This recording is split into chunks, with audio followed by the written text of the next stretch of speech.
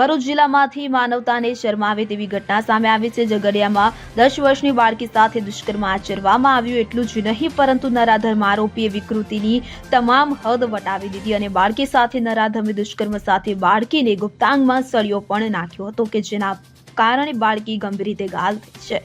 હાલ આ બાળકી વડોદરાની સયાજી હોસ્પિટલમાં સારવાર હેઠળ જિંદગી સામે પણ લડી રહી છે। આ ઘટના બાદ ભરૂચના વકીલોમાં પણ ભારે રોષ જોવા મળી રહ્યો છે। આ ચકચારી દુષ્કર્મ પ્રકરણમાં ભરૂચ જિલ્લા બાર એસોસિએશને મહત્વપૂર્ણ નિર્ણય લીધો છે, જેમાં કોઈ પણ વકીલ દ્વારા આરોપીનો કેસ નહીં લડવાનું નક્કી કરવામાં આવ્યું છે।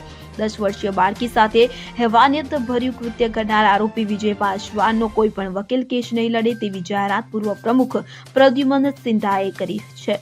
તેમણે જણાવ્યું છે કે નરાધમે વિકૃતિની જે હદ વટાવી દીધી હતી તે જોતા ભરૂચ બાર એસોસિએશનના કોઈ પણ વકીલ આરોપી તરફે કેસ નહીં લડે અને તેને બચાવવા માટે આગળ નહીં આવે। Bureau report CN24 news. હવે જુઓ દેશ દુનિયાની તમામ ખબરો તમારી આંગળીના ટેરવે। ઉઠાવો મોબાઈલ અને Google Play Store પરથી ડાઉનલોડ કરો અમારી CN24 ન્યૂઝ મોબાઈલ એપ।